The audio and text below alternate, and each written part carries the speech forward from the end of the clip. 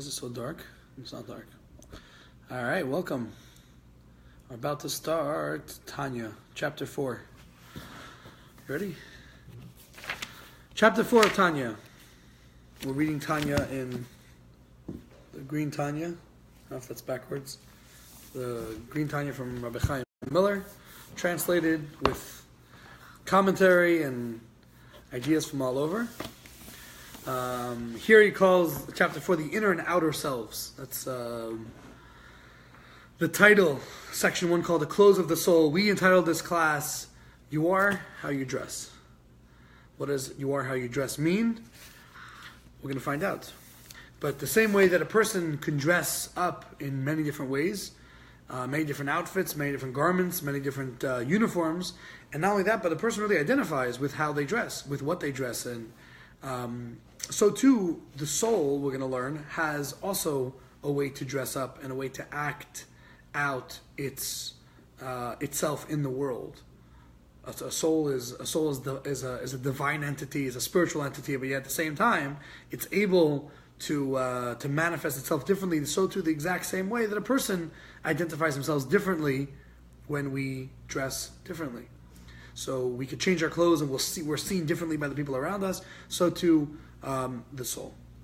So the question that's asked is, are thoughts really us? We're going to go through, there's a lot of ideas, I was explaining before, there's a lot of ideas in this chapter, so we're going to try to keep it to the bare bones of this. What are garments? Garments are tools. So a simple example would be if someone has the craftsmanship or the ability to accomplish a certain thing with their skill set. Nevertheless, they use a tool. What's the tool meant to accomplish? The tool brings out their craftsmanship through a means of something else. Craftsmanship could take years to learn. It could take many, many years, decades even, to study and to understand and to learn. Like we spoke about last week about the levels of understanding, the levels of emotional connection to the thing you're doing, enjoying the thing you do, understanding the things that you do, and so on. But to actually do them is a very simple task. A person can actually change tasks from thinking about one thing to thinking about a second thing, a third thing. Speaking is the second garment. There are 3 garments: thought, speech, and action. So you can think about something, and that could change rapidly. You can speak something or speak about something, and you could change topics almost immediately.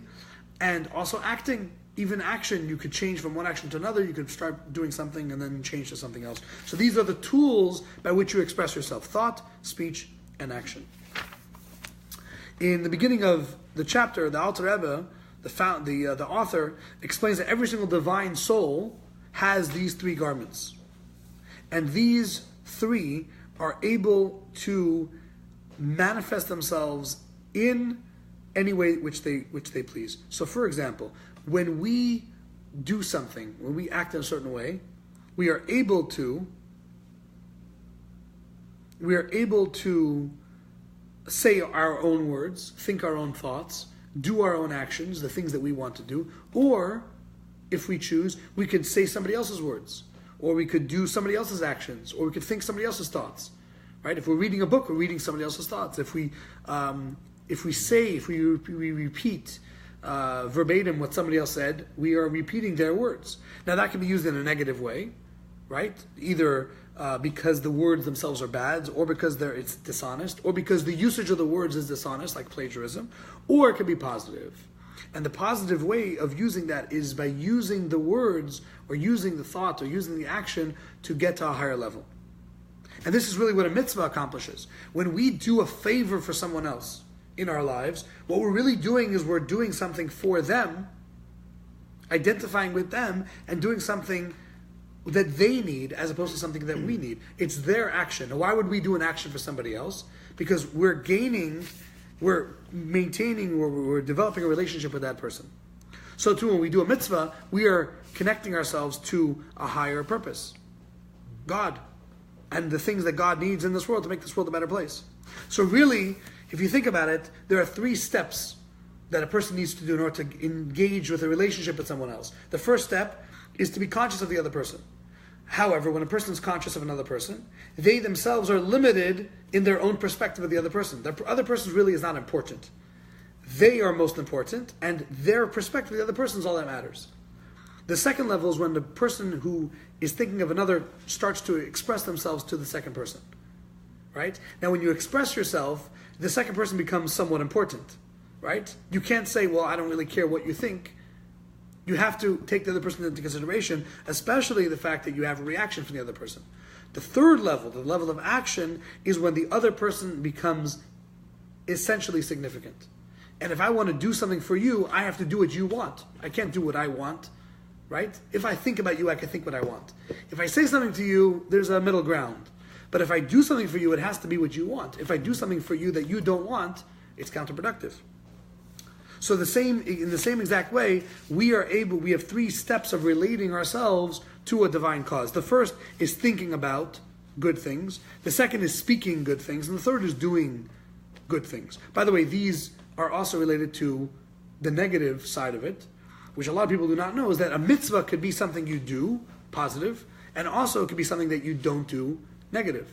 A bad thing that you don't do. So if a person thinks about things, a person does not think about things they should not think about, or doesn't say things they shouldn't say, or doesn't do things they shouldn't do, that's also relating to another person, each on deeper and deeper level. So we do not do the wrong thing, and we do the right thing. Those are both ways of us relating and engaging in ourselves a garment which gives us more energy, more power, and more energy, more light. So think about it. If a person's able to imagine, a person's able to put on a garment, some sort of a cloak that would give them superpowers, right? Even though they themselves don't have superpowers, but through the tool, through the cloak, through the clothes that they're wearing, they do have this power. They have this energy.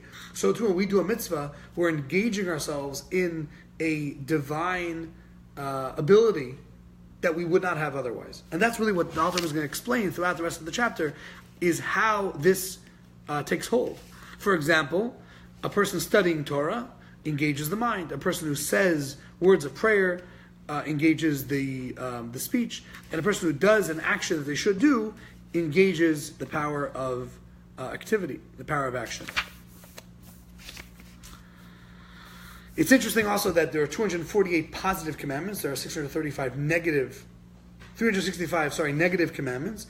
And negative meaning things we should not do. And the king, God, has 248 organs, so to speak. There's 248 limbs. So just like hugging a person, just relating to a person, we're able to connect with the person in a way that we cannot have without those garments, if you will. Does that make sense? So too, when we relate, in other words, when we relate to another person through thought, speech, and action, we're able to connect to the person deeper than we would connect with even with the deeper parts of ourselves. So I'll explain that in a moment. Even though our mind and our emotions are deeper within ourselves than our thought, speech, and action, nevertheless, our thought, speech, and action can reach a place deeper with someone else, and the bond, the connection to someone else can become deeper than our own, let's say, power of emotion and power of thought in our own lives.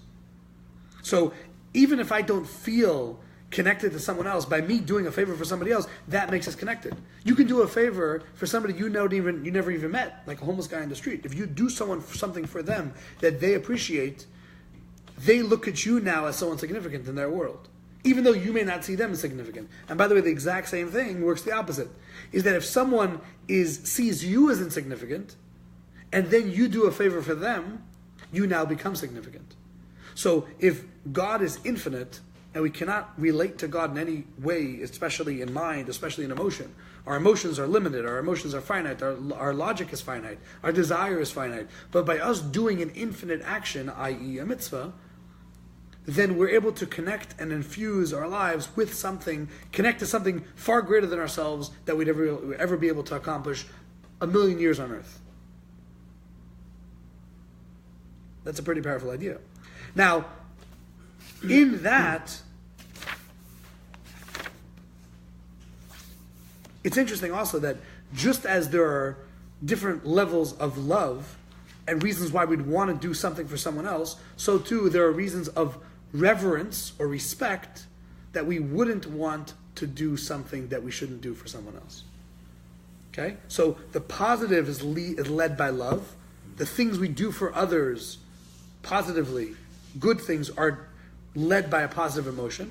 And the things we do not do that would, let's say, hurt someone else is led by a negative emotion, thereof, that of respect, reverence, space. Right? So if you always touch someone, right? If you're always engaging with someone, that could end up being abusive. You're too engaging. If a person is always abstaining from someone, that could be considered neglect. So a person has to know when to engage and when to disengage, when to properly act with a person positively, and when to abstain and not do something that might hurt them. And that's, by the way, the interesting difference between being close to a person and being one with a person. If I think about a person, I'm being close with them, right? I'm engaging with them. I'm doing the same thing that they're doing, but I don't necessarily become one with them. But if I do something that they need or do something they want, then I become one with the other person. How much more so of Hashem, of God, that when we do something that Hashem wants, and the Torah tells us to do something positive, and we do it, we're actually connecting to a level higher than we can ever connect to, and we become one with our Creator. And it's interesting also to note that people often talk about God as infinite, where in truth, God is not simply infinite. So there's infinite things which are not finite, and finite things, limited things which are not infinite. So you cannot have both. So if you're one, you can't be the other. You can't be infinite and finite at the same time. God can. That's actually the Jewish definition of God, that God is both infinite and finite simultaneously. And this is sourced in the Talmud. The Talmud says, in the same place that you find the greatness of God, you'll find God's humility. Which the simple explanation is that God is both great and humble. Some people can be great and can be humble. The Chassidic explanation of this is that the same way that God could be infinitely great, God can be found in the smallest of details. So the same great God who gave the Torah on Mount Sinai could be experienced by putting on tefillin every morning, or could be experienced by keeping Shabbat, or could be experienced by eating kosher food, by doing any mitzvah, by giving a penny to charity. One experiences the highest levels of godliness. They may not feel it, which we'll explain in a moment why that's so significant, but they're connecting on an infinite level. So for instance, if you do a favor for someone else and you don't feel connected to the other person, you're still connecting to them. You're doing something they need, they want, they're interested in.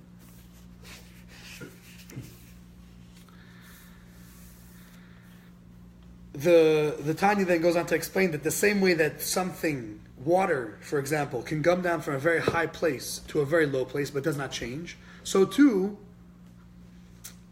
the Torah, the wisdom of God, can come from a very, very lofty place, a place beyond human rationality, and come down into physical objects, things that we can understand, tangible things we could relate to.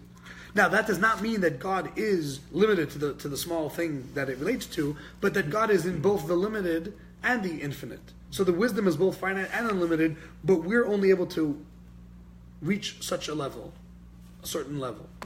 So it comes down into a level we could understand, but it transcends a level we can understand as well.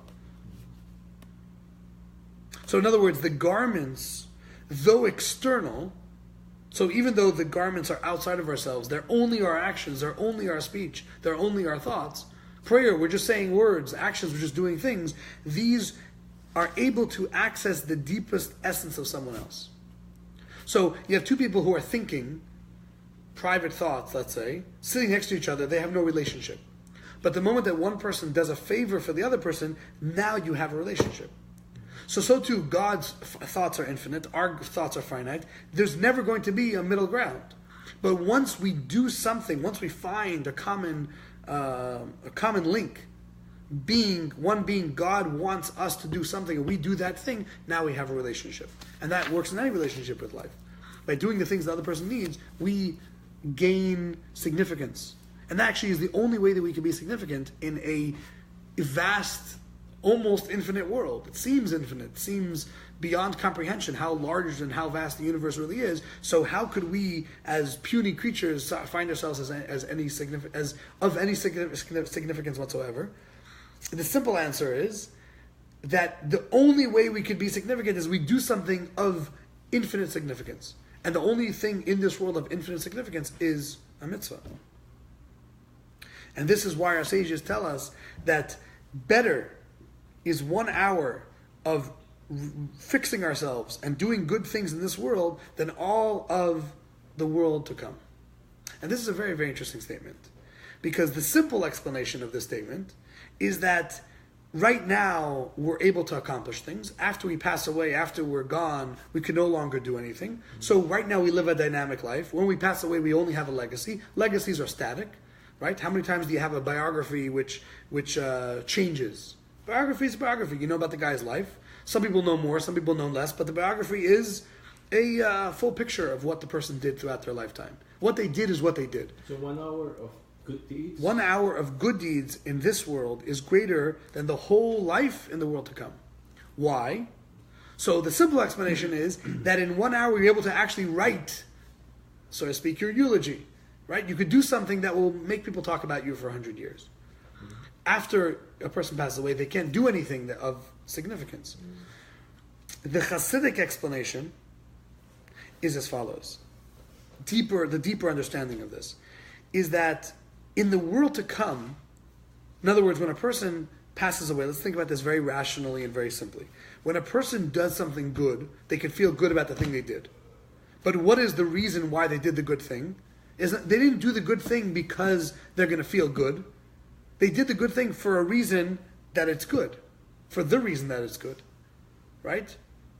Usually. A person does something because it itself is important. And also, you could have a good feeling afterwards. If you do it for the good feeling afterwards, it's limiting the action itself. Some people live their entire lives based on what's going to happen afterwards. Right? About the reward they're going to get. But the problem is that life is a very limited life because they're never actually doing the thing that they have to do because it's important in itself. They're doing the thing they have to do because of what they're going to get for it. If they're not going to get anything from it, then they don't care. So delayed gratification is not really a virtue. It's just, I can have gratification now, I can have gratification later. But if the thing now is important and it also, I'll feel good about it later on, that's a whole different action. So heaven, that's why heaven's not really spoken about in Judaism, is because heaven is not the critical mass of the reason why we do things. It's only a result. It's a byproduct of what happens once we do things. By the way, once you do something good, there's also going to be able to appreciate the good things you did. When a person passes away, they're able to appreciate all the good things they did in life. Or they become embarrassed of all the bad things they did in life. Hopefully we're more net positive than net negative. When a person passes away, they're able to appreciate it more, but they're not able to do anything about it. Here in life, we may not be able to appreciate it, but we could do everything about it. So the simple example to this, which we came up before, is imagine you have imagine you have a stock, right? A financial asset, which you know is going to go up in price. You know it's going to become worth more in just regular supply and demand factors. It's going to be worth more one day. So you buy today. Is it exciting to buy? No, usually not. But after the fact, after the asset goes up in value, then you can appreciate that you bought earlier on. Right? And now imagine that the asset can go up 10, 20, 30, 40, 50,000%. That action becomes very significant. So only after the fact, when you already appreciate the things you did, right? Then you can't do it anymore. It's when you're doing the action itself, you may not appreciate it, but you'll see the value later. Once you see the value, very rarely could you still do it. So just imagine for a moment that you have a room of, you see a door, you open the door, and you see a room with free money. It says, here, take one, and you just find piles of money. And you feel strange taking money. Like, why, if it's really free, why is nobody taking it? You find an open lane on the side of the highway. Is it real? It's an open lane, nobody's there? So if you take it, and then all of a sudden everyone else sees the value, and they start coming in afterwards, right? By the time everyone sees the value in something, it's no longer available. So very simple. Before the hurricane, right before the hurricane, everyone was running around for water. Today, if you want to buy water, you could literally go into a store with a few $100s and buy a pallet of water, and nobody will look at you strange. They'll look at you. Then maybe actually, if you walk out with a pallet of water, they'll look at you a little funny, like, "Bro, what are you doing? You're saving for a hurricane or something?" 10 minutes later, when the news comes out a hurricane is coming, everyone's in line waiting for the water. Once the hurricane does hit and there's really no water, now it's crisis mode. People will pay you, a bar of gold for a bottle of water. So the exact same thing applies to a mitzvah. In this world, a person's able to attain for themselves, a person's able to get as many good deeds as they want. Diamonds, gold bars, bottles of water, whichever analogy you want. Yet, when the crisis comes, you're not able to buy anymore. Supply and demand inverts, and then you're stuck with what you have. So when a person's life is over, when game is over in a person's days, whatever has happened in your life has happened. Whatever you've accomplished, and you're either proud of the life you lived or you're embarrassed of the life you lived. We call this in Hebrew terms heaven and hell, right? But heaven and hell doesn't only mean once a person passes away. You can experience heaven on earth and you can experience hell on earth. Usually a person experiences these two only in the world to come when they're able to see the full repercussions of all their actions, positive and negative.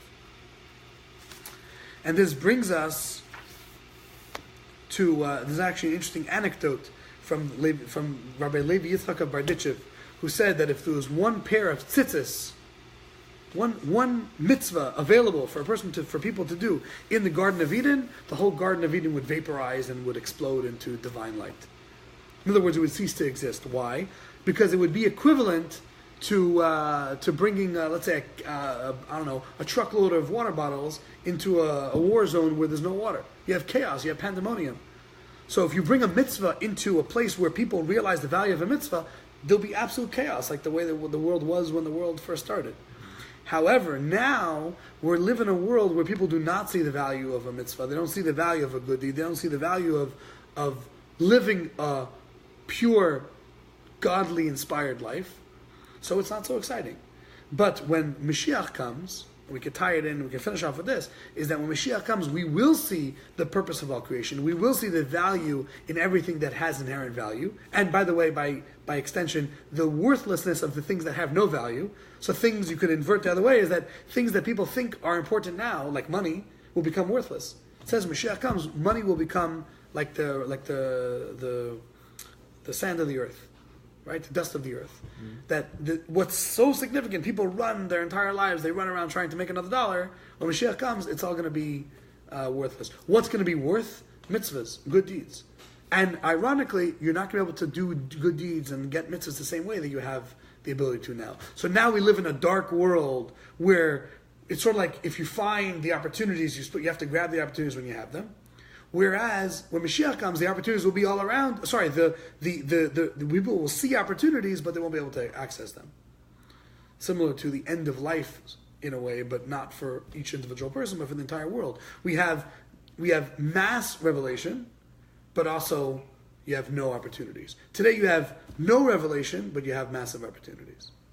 So let's grab opportunities and let's make the most of it with our thinking, speaking, and doing things that are good, positive, and connecting to others in a good way, in a positive way, connecting to God in a good way, in a positive way, and making the world a better place in a positive way, in a good way.